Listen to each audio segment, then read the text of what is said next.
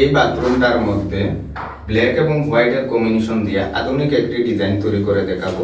তো এখানে আমি প্রথমে এটা আমরা লাগাবো। প্রথমে যেটা নিচে লাগানো হবে এই টাইলসটা লাগানোর পরে ওই 3 ইঞ্চি মাপের বর্ডারটা আমরা দেব। 3 ইঞ্চি মাপের বর্ডারটা দেওয়ার পর আরেকটা আমরা এই যে টাইলস দেখতে পাচ্ছেন এটা হলো 16 ইঞ্চি। এই যে দেখতে পাচ্ছেন 16 ইঞ্চি সাইজের। তো এই 16 ইঞ্চি সাইজের টাইলসটা দেব। তারপর একটা ব্ল্যাক দেব, একটা হোয়াইট দিব, এরপর আবার আরেকটা ব্ল্যাক দেব।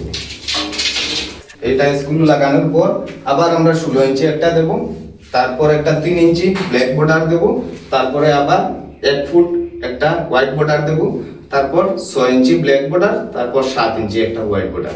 তো এই কম্বিনেশনে আশা করি বাথরুমটা অনেক সুন্দর হবে। আপনারা যদি আমার পরবর্তী ভিডিওটা দেখেন আশা করি বুঝতে পারবেন এবং কিভাবে হয়েছে বাথরুমটা কমেন্টের মাধ্যমে অবশ্যই জানিয়ে দেবেন।